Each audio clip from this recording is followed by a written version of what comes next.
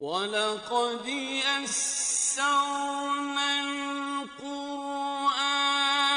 لِلذِّكْرِ فَهَلْ مِن مُّدَّكِرٍ۔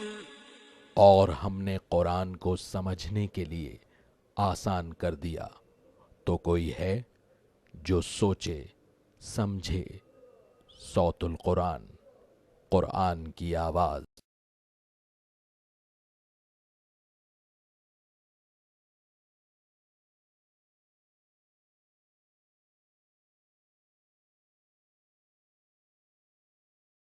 نحمده ونصلي على رسوله الكريم اما بعد فاعوذ بالله من الشيطان الرجيم بسم الله الرحمن الرحيم فبظلم من الذين هادوا حرمنا عليهم طيبات احلت لهم وبصدهم عن سبيل الله كثيرا صدق الله العظيم۔ سورۃ النساء آیت نمبر 160 سے ہم اپنا مطالعہ شروع کر رہے ہیں۔ اہل کتاب کے حوالے سے گفتگو ہو رہی ہے، اب یہود کا کچھ ذکر کیا جا رہا ہے۔ فرمایا فَبِظُلْمٍ مِّنَ الَّذِينَ هَادُوا، پس ان لوگوں کے ظلم کی وجہ سے جو یہودی ہوئے، حرمنا علیہم طیبات احلت لہم، ہم نے ان کے لیے حرام کر دیں وہ چیزیں جو ان کے لیے حلال تھیں، وَبِصَدِّهِمْ عَنْ سَبِيلِ اللَّهِ كَثِيرًا، اور ان کے اللہ تعالیٰ کے راستے سے بہت زیادہ روکنے کی وجہ سے۔ یہاں یہ بات بیان کی جا رہی ہے کہ جب لوگ اللہ کی نافرمانی کی روش اختیار کر لیں تو پھر اللہ رب العزت کی طرف سے ان پر تکالیف اور مصیبتیں آتی ہیں۔ یہود کے روش ہم پڑھتے ہوئے آ رہے ہیں کہ اللہ کی کتاب کا انکار، اللہ کے رسولوں کا انکار، اللہ کے انبیاء کو شہید کرنے کی روش، کتاب میں تحریف کر دینا، یہ تمام باتیں بار بار ہمارے سامنے آ رہی ہیں۔ اب یہاں یہ بات بیان کی جا رہی ہے کہ ان کے ظلم کی وجہ سے بعض حلال چیزیں ان پر حرام کر دی گئی تھیں۔ کچھ کا ذکر انشاءاللہ ہم پڑھیں گے سورۃ الانعام آیت نمبر 146 میں۔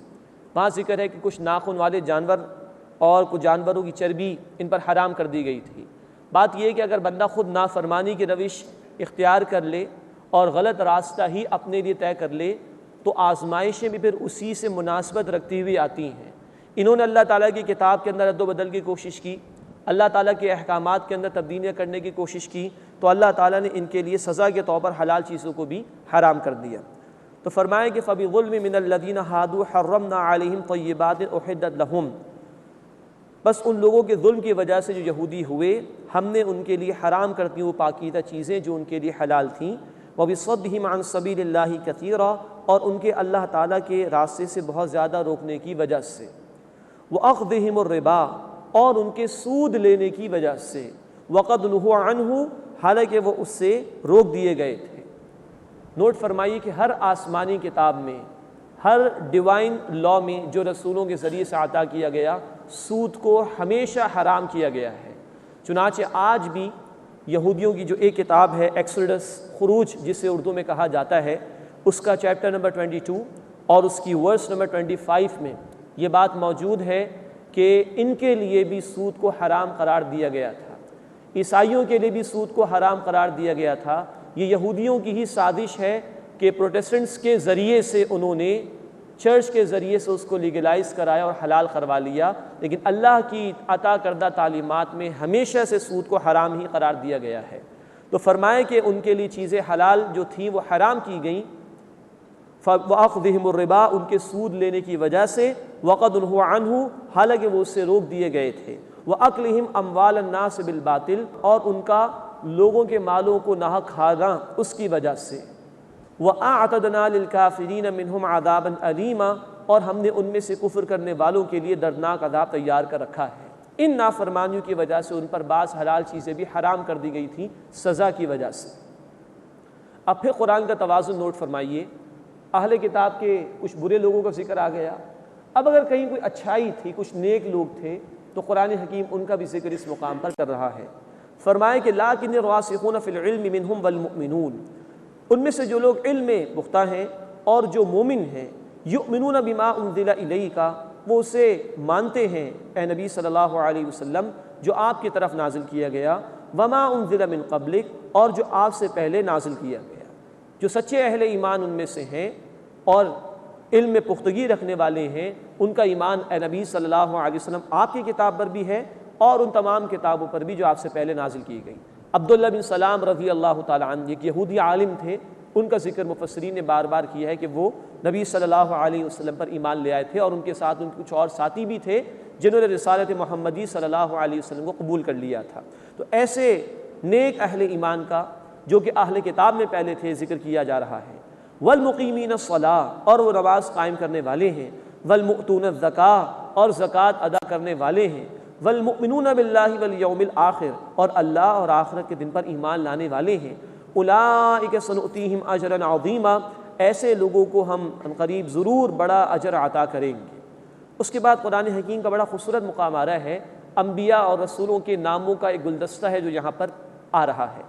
انا اوحینا الیک کما اوحینا الی نوح، بے شک اے نبی صلی اللہ علیہ وسلم ہم نے آپ کی طرف وحی بھیجی ہے جیسے ہم نے وحی بھیجی تھی نوح علیہ السلام کی طرف، والنبیین من بعدی، اور انبیاء کی طرف ان کے بعد، وَأَوْحَيْنَا إِلَىٰ إِبْرَاهِيمَ وَإِسْمَاعِيلَ وَإِسْحَاقَ وَيَعْقُوبَ وَالْأَسْبَاطِ، اور ہم نے وحی بھیجی ابراہیم اور اسماعیل اور اسحاق اور یعقوب علیہ السلام کی اولاد کی طرف علیہم الصلاۃ والسلام، وعیسیٰ وایوب ویونس وہارون وسلیمان، اور عیسیٰ اور ایوب اور یونس اور ہارون اور سلیمان علیہم الصلاۃ والسلام کی طرف بھی وحی بھیجی۔ وآتینا داؤد زبورا، اور ہم نے داؤد علیہ السلام کو زبور عطا کی۔ یہ بھی نوٹ فرمائی کہ داؤد علیہ السلام کا کچھ ذکر اس انداز سے بھی اس طرح کی لسٹ میں قرآن حکیم میں آتا ہے کہ ہم نے داؤد علیہ السلام کو زبور عطا کی۔ اس کی وجہ یہ ہے کہ زبور بھی ایک بار ہی نہیں دی گئی تھی، رفتہ رفتہ داؤد علیہ السلام کو عطا کی گئی۔ تو اہل کتاب اعتراض کرتے تھے رسول کریم صلی اللہ علیہ وسلم پر کہ ان پر رفتہ رفتہ کتاب کیوں نازل ہو رہی ہے، ایک ہی دفعہ دے دی جائے۔ تو قرآن کریم داؤد علیہ السلام کا ذکر بھی کرتا ہے کہ ان کو بھی زبور تھوڑی تھوڑی کر کے عطا کی گئی تھی۔ تو جب اس پر تمہارا ایمان ہے تو نبی صلی اللہ علیہ وسلم پر جو قرآن رفتہ رفتہ آ رہا ہے اس کا انکار کیوں کرتے ہو؟ وَرُسُلًا قَدْ قَصَصْنَاهُ عَلَيْكَ مِن قَبْلِ، اور رسول ہیں جن کے حالات اے نبی صلی اللہ علیہ وسلم اس سے قبل ہم نے آپ سے بیان کیے۔ نوٹ فرمائیے کہ قرآن حکیم میں 26 انبیاء اور رسولوں کا نام لے کر تذکرہ کیا گیا ہے، ورنہ تعداد تو ہزاروں میں ہے، 26 کا نام لے کر اللہ تعالیٰ نے قرآن حکیم میں ذکر کیا ہے۔ وَرُسُلًا قَدْ قَصَصْنَاهُمْ عَلَيْكَ مِن قَبْلِ، اور رسول ہیں جن کے حالات اے نبی صلی اللہ علیہ وسلم اس سے قبل ہم نے آپ سے بیان کیے۔ وَرُسُلًا لَمْ نَقْصُصْهُمْ عَلَيْكَ، اور وہ رسول بھی ہیں کہ جن کے حالات ہم نے بیان نہیں کیے۔ وَكَلَّمَ اللَّهُ مُوسَىٰ تَكْلِيمًا، اور موسیٰ علیہ السلام سے اللہ تعالیٰ نے خوب کلام کیا۔ یہ بھی خاص وصف موسیٰ علیہ السلام کا بیان ہوتا ہے، تیسرے پارے کے آغاز میں بھی ذکر آیا تھا، اس مقام پر بھی آیا۔ تو بنفس نفیس اللہ نے براہ راست کلام کیا تھا موسیٰ علیہ السلام سے، جیسا کہ معراج کے موقع پر رسول اللہ صلی اللہ علیہ وسلم سے بھی براہ راست اللہ نے کلام فرمایا تھا۔ اس کے بعد ایمان برسالت کے ضمن میں بڑی اہم آیت کا بیان ہو رہا ہے۔ فرمایا کہ رسلا مبشرین و منذرین، رسول ہم نے بھیجے بشارت دینے والے بنا کر اور خبردار کرنے والے بنا کر، لِأَلَّا يَكُونَ لِلنَّاسِ عَلَى اللَّهِ حُجَّةٌ بَعْدَ الرُّسُلِ، تاکہ رسولوں کے بعد لوگوں کے پاس اللہ کے مقابلے میں کوئی حجت باقی نہ رہ جائے۔ وَكَانَ اللَّهُ عَزِيزًا حَكِيمًا، اور اللہ غالب ہے، زبردست ہے، حکمت والا ہے۔ مراد یہ ہے کہ اللہ تعالیٰ نے انسانیت کی فلاح کے لیے اور ان کو ہدایت کا راستہ سمجھانے کے لیے ہر دور میں رسولوں کو بھیجا۔ رسولوں کا بنیادی کام یہ تھا کہ وہ قبول کرنے والوں کو بشارت دیا کرتے تھے اور حق کا انکار کرنے والوں کو اللہ کے عذاب سے خبردار کیا کرتے تھے۔ یہ بھی نوٹ فرمائیے کہ یہ اللہ کی رحمت ہے کہ اللہ نے رسولوں کو بھیج کر ہدایت کا راستہ واضح کر دیا، ورنہ انسان کو اللہ نے عقل و شعور دیا ہے۔ قرآن ہمیں بتاتا ہے سورۃ الاسراء، یعنی سورہ بنی اسرائیل جس کا دوسرا نام ہے، تو سورۃ الاسراء یا سورہ بنی اسرائیل جس کا دوسرا نام ہے، اس کی آیت نمبر 36 میں اللہ تعالیٰ نے یہ بات ارشاد فرمائی کہ ان السمع والبصر والفؤاد کل اولئک کان عنہ مسئولا، بے شک سماعت، بصارت اور عقل اور شعور، سوچنے سمجھنے کی صلاحیت، اس سب کے متعلق قیامت کے دن سوال ہوگا۔ یہ ہے سورہ بنی اسرائیل آیت نمبر 36۔ انسان کو یہ جو صلاحیت اللہ نے عطا فرمائی، محض ان صلاحیتوں کی بنیاد پر بھی انسان اللہ کے حضور میں جواب دہ تھا، لیکن اللہ نے رحم فرمایا، فضل فرمایا، جہاں ہمارے جسم کے لیے، ہماری مادی ضروریات کو پورا کرنے کے لیے بے شمار نعمتیں اس نے عطا فرمائی۔ فَبِأَيِّ آلَاءِ رَبِّكُمَا تُكَذِّبَانِ، بس تم اپنے رب کی کن کن نعمتوں کا انکار کرو گے۔ وہیں اللہ تعالیٰ نے انسانیت کی روحانی ضروریات پوری کرنے کے لیے اور ان کو صراط مستقیم دکھانے کے لیے اور ان تک ہدایت پہنچانے کے لیے اللہ تعالیٰ نے رسولوں کو بھیجا جو بشارت سناتے تھے حق قبول کرنے والوں کو اور خبردار کیا کرتے تھے اللہ کے حق کا انکار کرنے والوں۔ تو جو انکار کرتے تھے ان کے لیے خبرداری کا معاملہ، وارننگ کا معاملہ، اور جو قبول کرنے والے تھے حق کو ان کے لیے بشارت کا معاملہ۔ فرمایا کہ رسولا مبشرین و منذرین، رسول ہم نے بھیجے بشارت دینے والے بنا کر اور خبردار کرنے والے بنا کر، لئلا یکون للناس علی اللہ حجۃ بعد الرسل، تاکہ رسولوں کے بعد لوگوں کے پاس اللہ کے مقابلے میں کوئی حجت باقی نہ رہ جائے۔ کوئی یہ نہ کہہ سکے اللہ مجھے تو علم تھا ہی نہیں، مجھے تو معلوم ہی نہیں تھا تیری عبادت کرنی ہے، مجھے تو آخرت کے متعلق علم نہیں تھا۔ نہیں، اللہ نے یہ تمام دروازے بند کر دیے، اتمام حجت کر دی رسولوں کے ذریعے سے۔ ایک اور بات یہ نوٹ فرمائیے کہ یہاں رسولوں کے بنیادی فنکشن کا ذکر ہے، بشارت دینا، گڈ نیوز سنانا اور خبردار کرنا، وارن کرنا۔ رسولوں کا تکمیلی جو فنکشن ہے، تکمیلی جو ان کا کام ہے، وہ بیان ہوا سورہ الحدید آیت نمبر 25 میں۔ فرمایا لِيَقُومَ النَّاسُ بِالْقِسْطِ، تمام رسولوں کو اس لیے بھیجا گیا، ان کو معجزات دیے گئے، انہیں کتابیں عطا کی گئیں، انہیں شریعت کے قوانین عطا کیے گئے تاکہ انسانیت جسٹس پر، انصاف پر قائم ہو جائے۔ تو جہاں رسولوں کا یہ بنیادی کام تھا کہ دین حق کی دعوت لوگوں تک پہنچائیں، خوشخبری سنائیں قبول کرنے والوں کو اور خبردار کریں انکار کرنے والوں کو، وہیں رسولوں کا یہ تکمیلی فنکشن تھا کہ اللہ کے دین کو قائم کریں تاکہ انسانیت کو انصاف میسر آ سکے۔ اب یہ ذمہ داری امت مسلمہ کے کاندھوں پر ہے۔ نبوت ختم ہو گئی محمد کریم صلی اللہ علیہ وسلم پر، اب انسانیت تک اللہ کا پیغام پہنچانا نبی صلی اللہ علیہ وسلم کی امتیوں کی ذمہ داری ہے۔ اور تکمیلی کام یہ ہے کہ نہ صرف یہ کہ پیغام پہنچانا ہے بلکہ اللہ کے دین کو غالب کر کے انسانیت کے سامنے نمونہ پیش کر کے اتمام حجت کرنی ہے۔ ہم لاکھ لوگوں سے کہیں کہ اسلام بڑا اچھا دین ہے، اللہ کو مان لو، آخرت کو مان لو، اسی میں فائدہ ہے، لوگ کہتے ہیں ہوگا، اس کی برکات تو ہمارے سامنے نہیں، وہ ماننے کو تیار نہیں۔ تو اتمام حجت کے لیے ضروری ہے کہ اللہ کے دین کو غالب کر کے انسانیت پر اتمام حجت قائم کی جائے۔ اللہ اس ذمہ داری کا احساس ہمیں کرنے اور اس کے تقاضوں پر عمل کرنے کی توفیق عطا فرمائے۔ وَكَانَ اللَّهُ عَزِيزًا حَكِيمًا، اور اللہ زبردست ہے، حکمت والا ہے۔ لَكِنِ اللَّهُ يَشْهَدُ بِمَا أَنزَلَ إِلَيْكَ أَنزَلَهُ بِعِلْمٍ، لیکن اللہ اس پر گواہی دیتا ہے کہ جو اے نبی صلی اللہ علیہ وسلم آپ کی طرف اللہ نے نازل فرمایا، اللہ نے اپنے علم سے نازل فرمایا۔ وَالْمَلَائِكَةُ يَشْهَدُونَ، اور فرشتے بھی گواہی دیتے ہیں۔ وَكَفَى بِاللَّهِ شَهِيدًا، اور اللہ کافی ہے بطور گواہ کے۔ إِنَّ الَّذِينَ كَفَرُوا، بے شک جن لوگوں نے کفر کیا، وَصَدُّوا عَن سَبِيلِ اللَّهِ، اور اللہ کے راستے سے روکا، قَدْ ضَلُّوا ضَلَالًا بَعِيدًا، یقیناً وہ گمراہی میں دور جا پڑے۔ یہ اشارہ ہو رہا ہے اہل کتاب کے علماء کی طرف، یہود کے علماء کی طرف خاص طور پر۔ ان کے سامنے واضح تھا ان کی کتابوں کی روشنی میں کہ یہ آخری رسول ہے، برحق رسول ہے۔ نہ صرف یہ کہ انہوں نے خود انکار کیا بلکہ ان بشارات کو چھپایا اور گویا لوگوں کو اللہ کے راستے سے روکا، آخری رسول کی رسالت کی قبولیت میں اس طرح رکاوٹ بنے، فرمایا یہ لوگ دور کی گمراہی میں جا پڑے۔ ان الذین کفروا وظلموا، بے شک جن لوگوں نے کفر کیا اور ظلم کیا، لم یکن اللہ لیغفر لہم ولا لیہدیہم طریقا، اللہ انہیں نہیں بخشے گا اور نہ ہی سیدھے راستے کی انہیں ہدایت دے گا، الا طریق جہنم خالدین فیہا، مگر یہ کہ جہنم کے راستے کی ہدایت دے گا جس میں وہ ہمیشہ رہیں گے۔ اللہم اجرنا من النار، اے اللہ ہمیں آگ کے عذاب سے محفوظ فرما۔ وکان ذلک علی اللہ یسیرا، اور یہ بات اللہ پر آسان ہے۔ ظلم یہ ہے کہ اللہ نے انسان کو حق قبول کرنے کی صلاحیت عطا فرمائی ہے، انسان اگر اس صلاحیت کو استعمال نہیں کرتا تو اپنے آپ پر سب سے بڑا ظلم کرتا ہے۔ ایسے لوگوں کے لیے فرمایا کہ کوئی ہدایت کا راستہ نہیں، ان کو جہنم میں ڈالا جائے گا۔ اس کے بعد اب رسالت محمدی صلی اللہ علیہ وسلم کو قبول کرنے کی دعوت دی جا رہی ہے۔ یا ایھا الناس، اے لوگوں، قد جاءکم الرسول بالحق من ربکم، یقیناً تمہارے رب کی طرف سے تمہارے پاس رسول آ گئے حق کے ساتھ، فآمنوا خیرا لکم، بس ایمان لے آؤ، اسی میں تمہاری خیر ہے۔ وَإِن تَكْفُرُوا، اور اگر تم انکار کرو گے، فَإِنَّ لِلَّهِ مَا فِي السَّمَاوَاتِ وَالْأَرْضِ، تو بے شک آسمانوں اور زمین میں جو کچھ بھی ہے اللہ ہی کے لیے ہے۔ تمہارے انکار کی وجہ سے اللہ کی شان میں کوئی کمی واقع نہیں ہو جائے گی، وہ بے نیاز ہے۔ وَكَانَ اللَّهُ عَلِيمًا حَكِيمًا، اور اللہ خوب علم رکھنے والا، حکمت والا ہے۔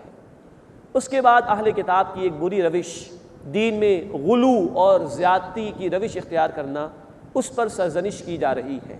فرمایا کہ یا اہل الکتاب لا تغلو فی دینکم، اے اہل کتاب دین میں غلو یعنی زیادتی نہ کرو۔ یہ خصوصاً اشارہ ہے عیسائیوں کی طرف۔ انہوں نے اپنے رسول یعنی عیسیٰ علیہ السلام کی محبت میں اتنا غلو کیا کہ ان کو خدا قرار دے دیا، اللہ کی خدائی میں شامل قرار دے دیا، معاذ اللہ۔ ہمیں اس سے منع کیا جا رہا ہے۔ اللہ کے رسول صلی اللہ علیہ وسلم نے فرمایا، بخاری شریف کی حدیث ہے کہ دیکھو میری تعریف میں مبالغہ آرائی نہ کرو، میں فقط اللہ کا رسول اور اللہ کا بندہ ہوں علیہ الصلاۃ والسلام۔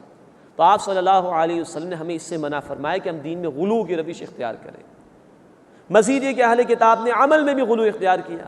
سورۃ الحدید آیت نمبر 27 میں اس کا ذکر ہے کہ رہبانیت انہوں نے اختیار کر لی، اللہ کی محبت میں، اور جھوٹی محبت تھی بیسیکلی، دنیا کو ترک کر دیا اور جنگل بیابانوں میں نکلنے کی روش اختیار کی، جس کا نتیجہ یہ نکلا کہ فطرت سے دور گئے، اور پھر بے حیائی اور فحاشی کا جو سیلاب آیا، ان کی کتابیں اور تاریخ کی کتابیں آج بھی گواہی دے رہی ہیں کہ شادی کا انکار کیا اور انلیگل ریلیشنز وہ قائم ہو جایا کرتے تھے، اور معصوم بچے پیدا ہوتے تھے ان کو قتل کر دیا جاتا تھا اور چرچز کے تہخانوں میں دفن کر دیا جاتا تھا۔ اس انتہا کو پہنچے، یہ دوسری انتہا پسندی ان کی، اور دوسری دین میں زیادتی کی روش جس کو رہبانیت کہا جاتا ہے۔ تو یا اہل الکتاب، اے اہل کتاب لا تغلو فی دینکم، اپنے دین میں غلو یعنی زیادتی نہ کرو۔ اللہ کے رسول صلی اللہ علیہ وسلم نے فرمایا سنن نسائی کی حدیث میں کہ غلو سے بچو، دین میں زیادتی سے بچو۔ پچھلی قومیں اسی وجہ سے ہلاک کی گئی کہ انہوں نے اپنے دین میں غلو اور زیادتی کی روش اختیار کی تھی۔ اللہ رب العزت نے قرآن میں باتیں واضح فرمائی، اللہ کے حبیب صلی اللہ علیہ وسلم کا اسوہ حسنہ ہمارے سامنے موجود ہے، اللہ کے حبیب صلی اللہ علیہ وسلم کی مبارک تعلیمات ہمارے پاس موجود ہیں، یہی ہمارے لیے کافی ہیں۔ اب اس کے بعد کسی اضافے کی ضرورت ہمیں قطعاً نہیں، اپنی طرف سے کوئی من مانی باتیں اختیار کرنے کی ہمیں قطعاً کوئی ضرورت نہیں، اور اگر کوئی ایسا کرتا ہے تو یہی غلو اور زیادتی ہے، اس سے بچنے کی ہمیں تلقین کی گئی۔ یا اہل الکتاب لا تغلو فی دینکم، اے اہل کتاب دین میں غلو نہ کرو، ولا تقولوا علی اللہ الا الحق، اور اللہ کے بارے میں حق کے سوا کچھ بھی مت کہو، کوئی جھوٹی بات اللہ کی طرح منسوب نہ کرو۔ انما المسیح عیسی ابن مریم رسول اللہ وکلمتہ، یقیناً مسیح یعنی عیسیٰ ابن مریم اللہ کے رسول ہیں اور اللہ کا کلمہ ہے، علیہ الصلاۃ والسلام والسلام علیہ، وکلمتہ اللہ کا کلمہ ہے۔ اللہ رب العزت کے اذن سے، اللہ رب العزت کے حکم سے معجزانہ طور پر عیسیٰ علیہ الصلاۃ والسلام کی پیدائش ہوئی۔ یہ پوری کائنات کا نظام اللہ کے کلمہ کن سے ہی شروع ہوا۔ اسباب کے تحت یہ ہے کہ ایک شوہر اور ایک بیوی کے تعلق کے نتیجے میں اولاد پیدا ہوتی ہے، لیکن یہاں معاملہ یہ ہے کہ عیسیٰ علیہ الصلاۃ والسلام کی پیدائش بغیر والد کی ہوئی، تو فرمایا وہ کلمتہ، اللہ کا کلمہ ہے، اللہ کے خاص حکم سے بغیر والد کے عیسیٰ علیہ الصلاۃ والسلام کی پیدائش ہوئی۔ کتنا پاکیزہ بیان ہے قرآن کا جو اللہ کا بیان ہے، اور اس کے مقابلے میں بائبل کو دیکھیے اور یہود کے الفاظ کو دیکھیے تو انہوں نے حضرت مریم سلام علیہا پر الزام تراشیوں کی انتہا کر دی، عیسیٰ علیہ الصلاۃ والسلام پر الزام تراشی کی انتہا کر دی، اور جبریل امین علیہ السلام کی طرف بھی معاذ اللہ غلط باتیں منسوب کر دی۔ یہ قرآن پاکیزہ کلام ہے۔ فرمایا کہ وہ اللہ کے رسول ہیں اور اللہ کا کلمہ ہے، القاہا الی مریم، اس کلمے کو اللہ نے مریم سلام علیہا کی طرف ڈالا، وروح من، اور وہ اللہ کی طرف سے روح ہے۔ اس کلمہ کن سے ہی پیدائش ہوئی، اور فرمایا وہ اللہ کی طرف سے روح ہے۔ اس کو بھی سمجھنے کی ضرورت ہے۔ عیسیٰ علیہ السلام کی پیدائش سراپا معجزہ، وہ جسمانی اعتبار سے بھی اللہ کی قدرت کاملہ کا مظہر عتم ہے، اور روحانی اعتبار سے بھی اللہ کی قدرت کاملہ کا مظہر عتم ہے۔ تو اس روحانیت کا جو پہلو ہے اس کے غلبے کی وجہ سے کہا جا رہا ہے وروح من، وہ اللہ کی جانب سے روح ہے، سراپا پاکیزہ ہیں عیسیٰ علیہ السلام۔ اس کا قطعاً وہ مطلب نہیں ہے جو گاڈ انکارنیشن کا عقیدہ عیسائیوں نے اختیار کیا کہ اللہ ہی نے حلول کر لیا عیسیٰ علیہ السلام میں، معاذ اللہ ثم معاذ اللہ۔ جیسے اگر ہم کہیں بیت اللہ اللہ کا گھر، تو اس کا یہ مطلب تو نہیں کہ اس میں اللہ موجود ہوتا ہے، نہیں، بیت اللہ اللہ کا وہ گھر کہ جس گھر کی نسبت اللہ سے ہے، جس کی طرف رخ کر کے اہل ایمان نماز ادا کرتے ہیں۔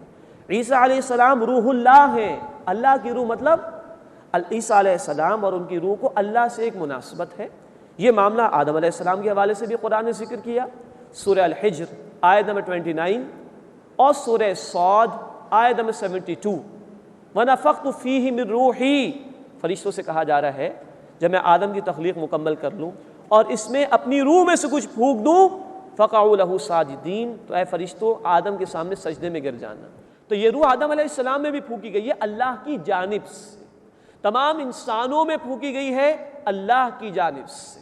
ہاں خاص معاملہ ہوا عیسیٰ علیہ السلام کے حوالے سے، تو کہہ دیا گیا القاہا الی مریم، اس کلمے کو اللہ نے مریم سلام علیہا کی طرف ڈالا، وروح من، اور وہ عیسیٰ علیہ السلام اللہ کی جانب سے روح ہیں، ان کی نسبت اللہ کی طرف ہے۔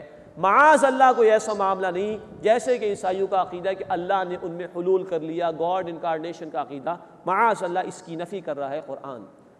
فآمنوا باللہ ورسولہ، بس تم ایمان لاؤ اللہ پر اور اللہ کے رسولوں پر علیہم السلام، ولا تقولوا ثلاثہ، اور مت کہو کہ تین ہیں، انتہوا خیر لکم، بعد آ جاؤ یہی تمہارے لیے بہتر ہے، انما اللہ الہ واحد، بے شک اللہ وہ معبود واحد ہے، سبحانہ، اس بات سے پاک ہے، ان یکون لہ ولد، کہ اس کے لیے کوئی اولاد ہو، لہ ما فی السماوات و ما فی الارض، اسی کے لیے ہے جو کچھ آسمانوں میں ہے اور جو کچھ زمین میں ہے، وکفی باللہ وکیلا، اور اللہ کافی ہے بطور کارساز۔ اب یہ جو عیسائیوں کا تثلیث کا عقیدہ تھا اس کی نفی کی جا رہی ہے، ٹرینٹی کا عقیدہ۔ انسائکلوپیڈیا بریٹینیکا بیان کرتا ہے بائبل کے ہی حوالے سے کہ God the Father, God the Son, God the Holy Ghost, خدا، بیٹا اور جبرائیل، they are three and three in one at the same time، معاذ اللہ ثم معاذ اللہ، یہ تینوں اپنی اپنی جگہ خدا ہیں اور سب مل کر بھی یہ خدا ہیں، and yet they are not separated، اور یہ علیحدہ بھی نہیں ہے۔ یہ وہ مخمصہ ہے جس کو آج تک عیسائیت سالو نہیں کر سکی۔ خدا، عیسیٰ اور جبرائیل دی ہولی گوسٹ، یہ تینوں الگ الگ خدا بھی ہیں، مل کر بھی خدا ہیں اور ایک دوسرے سے سیپریٹ نہیں ہیں، معاذ اللہ ثم معاذ اللہ۔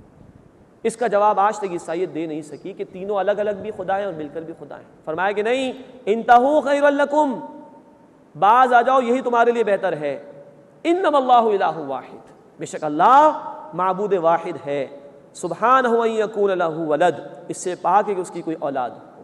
اولاد کی ضرورت انسان کو ہوتی ہے، جبکہ اللہ کا معاملہ یہ ہے کہ لہ ما فی السماوات و ما فی الارض، آسمانوں میں اور زمین میں جو کچھ بھی ہے وہ اللہ ہی کا ہے، وَكَفَى بِاللَّهِ وَكِيلًا، اور اللہ کافی ہے بطور کارساز کے۔ اس کے بعد اگلی آیت میں ذکر ہو رہا ہے عیسیٰ علیہ السلام کے حوالے سے کہ ان لوگوں نے تو عیسیٰ علیہ السلام کو خدا کا درجہ دے دیا، حالانکہ وہ اپنے آپ کو اللہ کا بندہ کہتے تھے۔ فرمایا لَن يَسْتَنْكِفَ الْمَسِيحُ أَن يَكُونَ عَبْدًا لِلَّهِ، مسیح علیہ السلام کو اس بات میں کوئی عار محسوس نہیں ہوتا کہ وہ اللہ کے بندے ہوں، وَلَا الْمَلَائِكَةُ الْمُقَرَّبُونَ، اور نہ مقرب فرشتوں کو اس میں کوئی عار ہے کہ وہ اللہ کے بندے ہوں۔ وَمَن يَسْتَنْكِفْ عَنْ عِبَادَتِهِ وَيَسْتَكْبِرْ، اب اللہ کی شان بے نیازی دیکھیے، اور جو کوئی اللہ کی بندگی سے عار محسوس کرے اور تکبر کرے، فَسَيَحْشُرُهُمْ إِلَيْهِ جَمِيعًا، تو ان قریب اللہ ان سب کو اپنے پاس جمع فرمائے گا۔ فَأَمَّا الَّذِينَ آمَنُوا وَعَمِلُوا الصَّالِحَاتِ، پھر وہ لوگ جو ایمان لائے اور جنہوں نے نیک اعمال کیے، فَيُوَفِّيهِمْ أُجُورَهُمْ وَيَزِيدُهُمْ مِنْ فَضْلِهِ، تو اللہ انہیں ان کے پورے پورے اجر عطا فرمائے گا اور اپنے فضل میں سے مزید عطا فرمائے گا۔ اللہ ہمیں ان لوگوں میں شامل فرمائے۔ اس کے برعکس وَأَمَّا الَّذِينَ اسْتَنْكَفُوا وَاسْتَكْبَرُوا، اور جن لوگوں نے بندگی کو عار سمجھا اور تکبر کیا، فَيُعَذِّبُهُمْ عَذَابًا أَلِيمًا، تو اللہ انہیں دردناک عذاب دے گا۔ اللہ اس انجام سے ہماری حفاظت فرمائے۔ وَلَا يَجِدُونَ لَهُم مِّن دُونِ اللَّهِ وَلِيًّا وَلَا نَصِيرًا، اور وہ اپنے لیے اللہ کے مقابلے میں نہ کوئی دوست پائیں گے اور نہ ہی کوئی مددگار پائیں گے۔ اس کے بعد دعوت دی جا رہی ہے رسول اللہ صلی اللہ علیہ وسلم کی رسالت کو قبول کرنے کی۔ یا ایھا الناس، اے لوگوں، قد جاءکم برہان من ربکم، یقیناً تمہارے پاس تمہارے رب کی جانب سے روشن دلیل آ چکی ہے۔ وَأَنزَلْنَا إِلَيْكُمْ نُورًا مُبِينًا، اور ہم نے تمہاری طرف ایک واضح روشنی نازل کی ہے۔ اللہ کے رسول آ گئے ہیں صلی اللہ علیہ وسلم، وہ بھی اللہ کی طرف سے دلیل ہے۔ اللہ نے مبارک کتاب عطا فرما دی ہے، آ چکی ہے، اس کو قبول کرو۔ فَأَمَّا الَّذِينَ آمَنُوا بِاللَّهِ، پس جو لوگ ایمان لائے اللہ پر، وَاعْتَصَمُوا بِهِ، اور اس کو مضبوطی سے تھام لیا۔ اللہ کو تھامنے سے مراد سورہ آل عمران آیت نمبر 103، اللہ کی رسی کو تھامنا ہے، یعنی قرآن حکیم کو۔ فَسَيُدْخِلُهُمْ فِي رَحْمَةٍ مِّنْهُ وَفَضْلٍ، بس اللہ انہیں عنقریب داخل فرمائے گا اپنی رحمت اور اپنے فضل میں۔ وَيَهْدِيهِمْ إِلَيْهِ صِرَاطًا مُسْتَقِيمًا، اور انہیں اپنی طرف سے سیدھے راستے کی ہدایت عطا فرمائے گا۔ اس کے بعد آخری آیت ہے سورہ مبارکہ کی، اس میں کلالہ کا ذکر پھر آ رہا ہے۔ سورۃ النساء کی آیت نمبر 11 اور 12 میں میراث کے حوالے سے احکامات بیان ہوئے ہیں۔ آیت نمبر 12 میں کلالہ کے حوالے سے ایک مسئلہ بیان کیا گیا تھا۔ کلالہ ایسے شخص یا ایسی عورت کو کہا جاتا ہے کہ جس کے اوپر نہ والدین ہوں نہ نیچے کوئی اولاد ہو، اور ورثاء میں صرف بھائی بہن ہوں۔ تو ایک مسئلہ بیان کر دیا گیا تھا سورہ النساء کی آیت نمبر 12 میں، اور وہ تھا اخیافی بہن بھائیوں کے حوالے سے، یعنی وہ بہن بھائی جو ماں کی طرف سے مشترک ہوں، ان کا ذکر آ چکا ہے سورہ النساء کی آیت نمبر 12 میں، اور ان کا حصہ برابر برابر کا ہے۔ یہاں نوٹ فرمائیے، دیگر دو قسموں کے بہن بھائیوں کا ذکر ہو رہا ہے، یعنی عینی بہن بھائی جو کہ حقیقی بہن بھائی ہوتے ہیں، ماں اور باپ دونوں مشترک، اور نمبر 2 علاتی بہن بھائی جو باپ کی طرف سے مشترک ہوں۔ تو عینی اور علاتی بہن بھائیوں کا اس آیہ مبارکہ میں کلالہ کے حوالے سے ذکر کیا جا رہا ہے، اور اس میں بھی اصول یہ ہے کہ یہ عینی اور علاتی بہن بھائی بالکل اولاد کی طرح ہوتے ہیں۔ جیسے اولاد میں سے بیٹے کا حصہ بیٹی کے مقابلے میں دگنا ہوتا ہے، ایسے ہی کلالہ کے ضمن میں عینی اور علاتی بہن بھائیوں کا حصہ اسی طرح ہوگا کہ بھائی کا حصہ بہن کے مقابلے میں دگنا ہوگا۔ تو یہ مسئلہ یہاں پر بیان ہو رہا ہے۔ یستفتونک، اے نبی صلی اللہ علیہ وسلم آپ سے سوال کرتے ہیں، قل اللہ یفتیکم فی الکلالہ، اے نبی صلی اللہ علیہ وسلم فرما دیجئے اللہ تمہیں کلالہ کے بارے میں حکم دیتا ہے۔ ان امرؤ ہلک لیس لہ ولد، اگر کوئی ایسا مرد مر جائے جس کی کوئی اولاد نہ ہو، ولہ اخت، اور اس کی ایک ہی بہن ہو، فلہا نصف ما ترک، تو اس کی بہن کو اس ترکے کا نصف ملے گا، وہو یرثھا ان لم یکن لہا ولد، اور وہ اس کا یعنی بھائی وارث ہوگا اگر اس بہن کی کوئی اولاد نہ ہو۔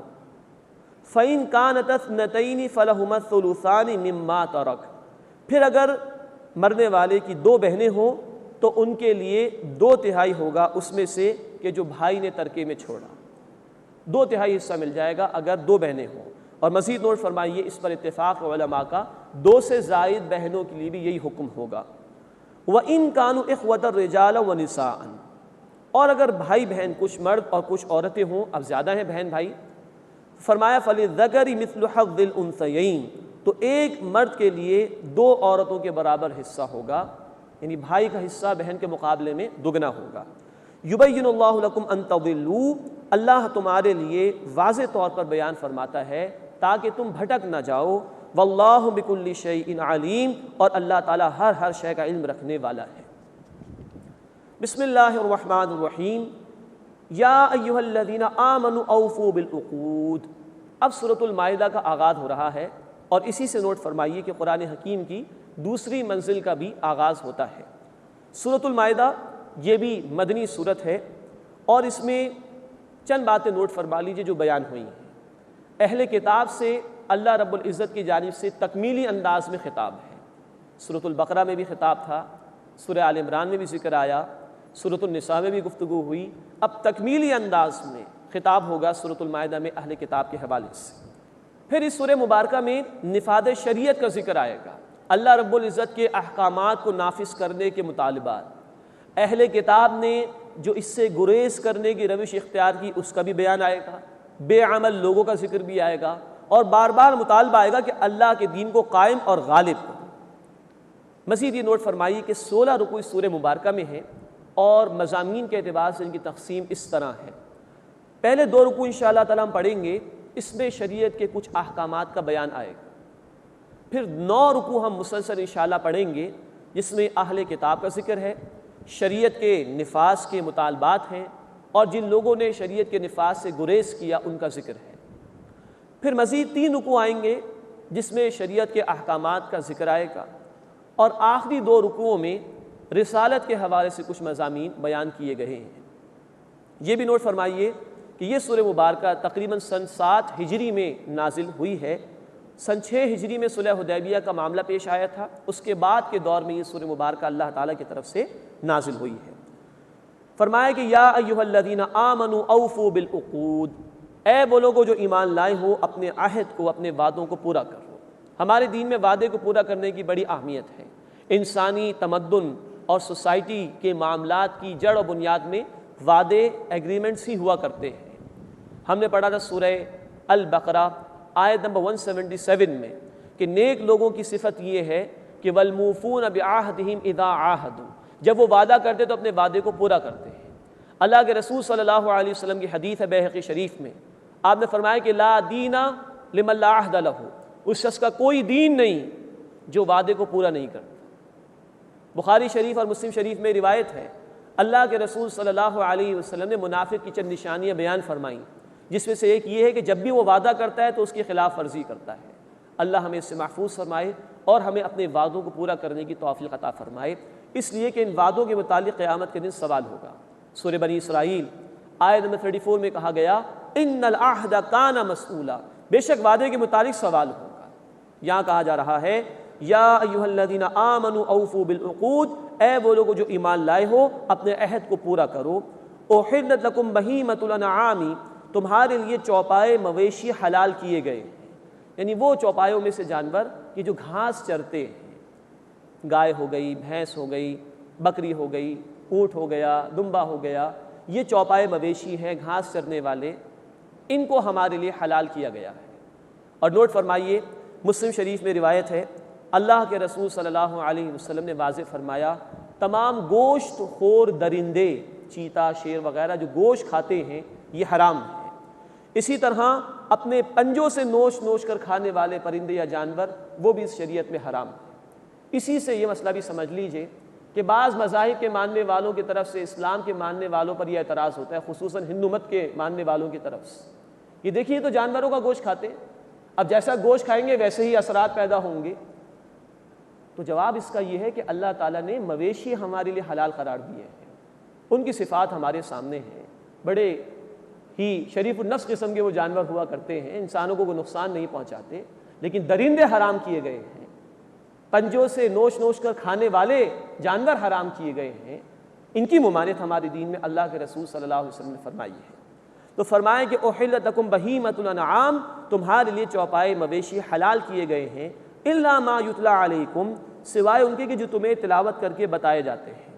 اس کا ذکر آگے چل کے آیت نمبر 3 میں آ رہا ہے، غیر محل الصید وانتم حرم، مگر شکار کو حلال نہ جانو جبکہ تم حالت احرام میں ہو۔ احرام کی حالت میں شکار کی ممانعت ہے، لیکن نوٹ فرمائیے وہ شکار جو خشکی کا جانور ہو۔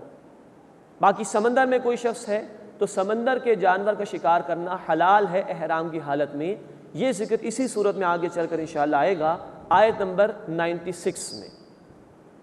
ان اللہ یحکم ما یرید، بے شک اللہ جو چاہتا ہے حکم دیتا ہے۔ یہ گویا کہ بعض وہ لوگ کہ جو اپنی عقل کو ہی ترجیح دیتے ہیں اور عقل کی بنیاد پر شریعت کو پرکھنے کی کوشش کرتے ہیں، ان کے لیے تمام دروازے بند کر دیے گئے۔ اللہ جو چاہے حکم دے، اللہ ہے، مالک ہے، جو چاہے حکم دے، تم بندے ہو، تم سے مطالبہ تقاضا یہ کہ تم اس کے سامنے اپنے آپ کو سرنڈر کر دو، جھکا دو۔ ہاں ماننے کے بعد سوچنا برا نہیں ہے، پھر حکمت بھی اللہ سجھا دیتا ہے، لیکن اصل شے ہے کہ اصل شے اللہ کا حکم، اس کو ماننا ضروری ہے۔ ان اللہ یحکم ما یرید، بے شک اللہ جو چاہتا ہے حکم دیتا ہے۔ یا ایھا الذین آمنوا، اے وہ لوگوں جو ایمان لائے ہو، لا تحلوا شعائر اللہ، اللہ کی نشانیوں کو حلال نہ سمجھو۔ شعائر جمع ہے شعیرہ کی، شعیرہ وہ شے جس کو دیکھ کر شعور حاصل ہو جائے، اردو میں اسے کہا جاتا ہے نشانی۔ جس کو دیکھ کر کوئی شے یاد آ جائے، اللہ کا گھر خانہ کعبہ، پھر اللہ کی دیگر مساجد، اللہ کی کتاب، اللہ کے نیک بندے، دینی مدارس، وہ مقامات جہاں اللہ کے دین کی باتیں بیان ہوں، یہ سب نشانیاں، ان کو دیکھ کر اللہ یاد آتا ہے۔ اسی طرح حج کے مناسک کے مقامات، عرفات ہے، منی ہے، مزدلفہ ہے، یہ اللہ کی نشانیوں میں سے ہیں۔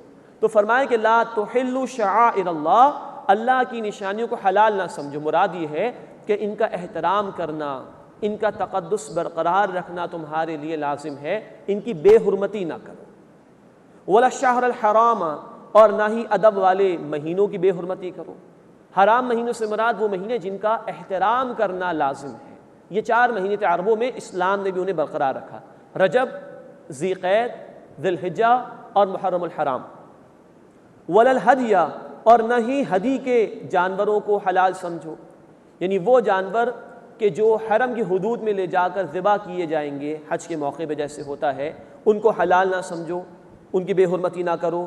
ولا القلائد، اور نہ گلے میں پٹے ڈالے گئے جانوروں کو حلال سمجھو، یعنی وہ جانور، یہ ہدی کی ہی مزید وضاحت ہے، وہ جانور کے جو قربانی کے لیے مقرر کر دیے گئے اور ان کے گلوں میں کوئی پٹے ڈال دیے گئے نشانی کے طور پر کہ یہ حرم میں لے جا کر ذبح کیے جائیں گے، ان کی بھی بے حرمتی نہ کرو۔ ولا آمین البیت الحرام، اور نہ بیت الحرام کی طرف آنے والوں کے ساتھ بے حرمتی کا معاملہ اختیار کرو، یعنی حجاج جو اللہ کے لیے آتے ہیں حج ادا کرنے کے لیے، ان کو دیکھ کر بھی تو اللہ یاد آتا ہے، تو ان کا ادب اور احترام کرو، بدسلوکی نہ کرو، ان کی بے حرمتی نہ کرو۔ ولا آمین البیت الحرام، اور نہ بیت الحرام کی طرف آنے والوں کی بے حرمتی کرو۔ یبتغون فضلا من ربہم ورضوانا، وہ اپنے رب کا فضل اور اس کی رضا چاہتے ہیں۔ وَإِذَا حَلَلْتُمْ فَاصْطَادُوا، اور جب تم احرام کھول دو تو شکار کر سکتے ہو۔ حالت احرام میں خشکی کے جانور کا شکار کرنا حرام تھا، اب جب احرام اتر گئے تو شکار کر سکتے ہو۔ اس کے بعد بڑی خوبصورت تعلیم ہے ہمارے دین کی جو اس مقام پر دی جا رہی ہے، فرمایا وَلَا يَجْرِمَنَّكُمْ شَنَآنُ قَوْمٍ أَن صَدُّوكُمْ عَنِ الْمَسْجِدِ الْحَرَامِ، اور کسی قوم کی دشمنی جو تمہیں مسجد حرام سے روکتی ہے، اس بات پر آمادہ نہ کرے ان تعتدوا، کہ تم اس کے ساتھ زیادتی کرو۔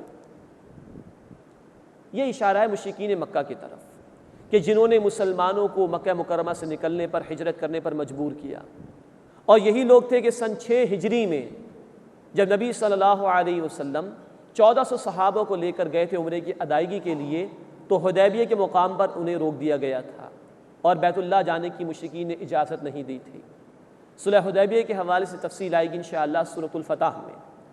تو کیونکہ ان مشرکین نے مسلمانوں کو ہجرت پر بھی مجبور کیا، بیت اللہ سے دور کیا، اور سن 6 ہجری میں روکا بھی تھا، تو ممکن تھا کہ مسلمان کئی جذبات میں اگر کوئی زیادتی کا معاملہ نہ کر لیں، تو کہا گیا کہ وَلَا يَجْرِمَنَّكُمْ شَنَآنُ قَوْمٍ أَن صَدُّوكُمْ عَنِ الْمَسْجِدِ الْحَرَامِ أَن تَعْتَدُوا، اور کسی قوم کی دشمنی کی جو تمہیں روکتی ہے مسجد حرام سے، اس بات کا باعث نہ بنے کہ تم زیادتی کرو، ایسا نہ کرو۔ کسی نے اگر زیادتی کی ہے تو اس کا زیادتی کرنا ہمارے لیے دلیل اور جواز نہیں کہ ہم بھی زیادتی کرنے لگ جائیں، پھر تو کوئی فرق ہی نہیں رہا، بلکہ اس سے بڑھ کر دین نے خوبصورت تعلیم دی وَتَعَاوَنُوا عَلَى الْبِرِّ وَالتَّقْوَىٰ، اور نیکی اور تقویٰ کے کاموں میں تعاون کرو۔ وَلَا تَعَاوَنُوا عَلَى الْإِثْمِ وَالْعُدْوَانِ، اور گناہ اور زیادتی کے کاموں میں تعاون نہ کرو۔ دوسرے زیادتی کرنے دو، دوسرے برے بننے دو، تم نہیں بن سکتے۔ یہ توازن ہے اللہ کی کتاب کا، اور یہ بیلنسڈ گائیڈ لائنز ہیں جو اللہ رب العزت نے ہمیں عطا فرمائی۔ نیکی کوئی بھی کر رہا ہو، تقویٰ کی روش کسی نے بھی اختیار کر رکھی ہو، وہ ہمارا بھائی ہے، ہمیں اس کے ساتھ حسن سلوک کرنا ہے، اس کے ساتھ تعاون کرنا ہے، اس نیکی کے کام کو پروموٹ کرنے میں اس کے اس کا دست و بازو بننا ہوگا۔ اور گناہ کا کام کوئی بھی کر رہا ہے، زیادتی کہیں بھی ہو رہی ہے، ہمارا کام ہے ہم اس کو روکنے کی کوشش کریں، اور جو لوگ روک رہے ہیں ان کے ساتھ تعاون کریں برائی کو مٹانے کے لیے۔ یہ ہے قرآن کا توازن۔ اللہ ہمیں نیکی اور تقویٰ کے کاموں میں آگے بڑھنے اور دوسروں کا ساتھ دینے کی توفیق عطا فرمائے، اور اللہ ہمیں گناہ اور زیادتی کے کاموں سے بچنے اور زیادتی و گناہ کے کاموں کو مٹانے کی توفیق عطا فرمائے۔ واتقوا اللہ، اور اللہ کا تقوی اختیار کرو، اس کی نافرمانی سے بچو۔ ان اللہ شدید العقاب، بے شک اللہ تعالیٰ سخت عذاب دینے والا ہے۔ اس کے بعد 4 باتوں کی حرمت کا بیان آ رہا ہے. ہم پہلے بھی پڑھ چکے ہیں سورہ البقرہ آیت نمبر 173 میں 4 باتوں کی حرمت یہاں دوسری مرتبہ آ رہی ہے. پھر ہم پڑھیں گے سورۃ الانعام آیت 146 اور سورۃ النحل آیت نمبر 115 میں انشاءاللہ. فرمایا حرمت علیکم المیتۃ، حرام کیا گیا ہے تم پر مردار، والدم اور خون، ولحم الخنزیر اور سور کا گوشت، وما اہل لغیر اللہ بہ اور جس پر اللہ کے سوا کسی اور کا نام لیا گیا. مردار کی کچھ اقسام کا اس مقام پر بیان آیا ہے. فرمایا والمنخنقۃ اور وہ کہ جو گلا گھٹنے سے مر گیا ہو، والموقودۃ اور جو چوٹ کھا کر مر گیا ہو، والمتردیۃ اور جو گر کر مر گیا ہو، والنطیحۃ اور جو سینگ لگ جانے کی وجہ سے مر گیا ہو، وما اکل السبع اور جس کو درندے نے کھا لیا ہو اور وہ مر گیا ہو، الا ما ذکیتم مگر وہ کہ جو تم نے ذبح کر لیا. اب یہ مردار کی کچھ اقسام بیان ہو گئیں. وہ جانور کہ جو گلا گھٹ کر مر گیا، چوٹ کھا کر مر گیا، گر گیا اور مر گیا، کسی اور جانور نے اس کو سینگ مارا اور مر گیا، کسی درندے نے کھایا اور وہ مر گیا، یہ حرام ہے. الا یہ کہ جو تم نے ذبح کر لیا. چوٹ لگی کسی جانور کو لیکن زندگی کے آثار باقی ہیں تو ذبح کر کے تم کھا سکتے ہو. گر گیا کوئی جانور، کسی جانور نے سینگ مارا لیکن ابھی اس میں زندگی کے آثار ہیں اور اس کا اندازہ ہو جاتا ہے جب جانور کی گردن پکڑی جائے تو وہ تڑپتا ہے تھوڑا سا، یہ زندگی کے آثار اگر ہیں تو تم ذبح کر کے اس کو کھا سکتے ہو، ادروائز مردہ حرام ہے. تو 4 باتوں میں سے یہاں مردار کی کچھ وضاحت اس مقام پر آ گئی ہے. وما ذبح علی النصب وان تستقسموا بالازلام اور جو استحام پر ذبح کیا گیا ہو وہ بھی حرام ہے. اللہ کے سوا کسی بت کی خوشنودی حاصل کرنے کے لیے، اللہ کے سوا کسی اور مخلوق کی خوشنودی حاصل کرنے کے لیے استھانوں پر جا کے کسی جانور کو ذبح کیا جا رہا ہے، حرام. وان تستقسموا بالازلام اور یہ کہ تم تیروں کے ذریعے سے تقسیم کرو. اس کے کئی طریقے ان کے آرائش تھے. جانور ذبح کیا، کچھ تیر بنائے، کچھ پر لکھا اللہ کا نام، کچھ پر لکھا بتوں کا نام، اور تیر ڈال کے جو نکلتا تھا کچھ اللہ کو دے دیا کرتے تھے، اپنے بتوں کے نام پر بھی کر دیا کرتے تھے. یہ بالکل شرک کے مترادف ہے. کبھی یہ کیا کرتے تھے کہ دوسروں کا مال جوئے کے طور پر کمانے کے لیے قرآن دازی کیا کرتے تھے اور اس پر نام لکھ دیا کرتے تھے اور اس کے ذریعے سے دوسروں کا مال ہڑپ کر جایا کرتے تھے. یہ بھی حرام ہے. یہ گویا علامت ہے کہ انسان ذہنی صلاحیت کو استعمال کیے بغیر، جسمانی صلاحیت کو استعمال کیے بغیر مال کمانا چاہتا ہے. یا پھر یہ کیا کرتے تھے کوئی کام کرنا ہے اس کے لیے فیصلہ کیسے کریں تو تیر پہ لکھ کے کچھ قرآن دازی کر لی، کسی پہ لکھ دیا کہ اللہ نے اس کا حکم دیا، کسی پہ لکھا ہے کہ اللہ نے اس کا حکم نہیں دیا. اس طرح کی باتیں لکھ کر قرآن دازی کر کے فیصلے کیا کرتے تھے. تو حقیقت سے دور تھے. ان سب کو بھی، ان اوہام کی باتوں کو بھی، بے حقیقت باتوں کو بھی دین نے منع کیا. تو فرمایا کہ وما ذبح علی النصب اور جو استحانوں پر ذبح کیا گیا، وان تستقسموا بالازلام اور یہ کہ تم تیروں سے تقسیم کرو، یہ بھی منع ہے. ذالکم فسق یہ گناہ ہے. الیوم یئس الذین کفروا من دینکم آج کافر تمہارے دین سے مایوس ہو گئے.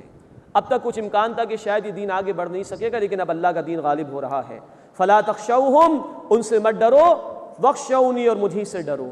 الیوم اکملت لکم دینکم یہ آیت مبارکہ کا حصہ حجۃ الوداع کے موقع پر نازل ہوا. آج میں نے تمہارے لیے تمہارا دین مکمل کر دیا. قرآن و سنت میں تمام تر ہدایات ہمیں عطا فرما دی، ان کے تحت اب ہم زندگی کے تمام مسائل کا حل تلاش کر سکتے ہیں. وَأَتْمَمْتُ عَلَيْكُمْ نِعْمَتِي اور تم پر میں نے اپنی نعمت مکمل کر دی. اللہ کا دین نعمت ہے جس پر عمل کرنے کے نتیجے میں ہی دنیا اور آخرت کی کامیابی مل سکتی ہے. وَرَضِيتُ لَكُمُ الْإِسْلَامَ دِينًا اور میں نے تمہارے لیے اسلام کو بطور دین کے پسند کیا. سورہ آل عمران آیت 85 کا حاصل یہ ہے کہ اسلام کے علاوہ کوئی اور سسٹم آف لائف کوئی اختیار کرے گا تو اللہ کے ہاں قابل قبول نہیں ہوگا. اب یہ دین مکمل ہے، اسی پر عمل کرنے میں نجات، اور اسلام کو اللہ نے ہمارے لیے پسند کیا، اس کے سوا کچھ اور قابل قبول نہیں.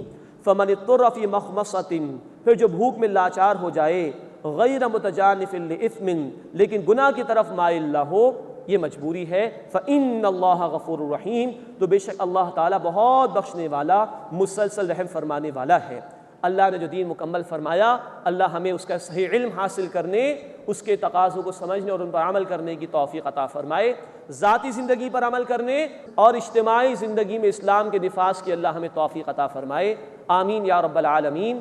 وآخر دعوانا ان الحمد للہ رب العالمین۔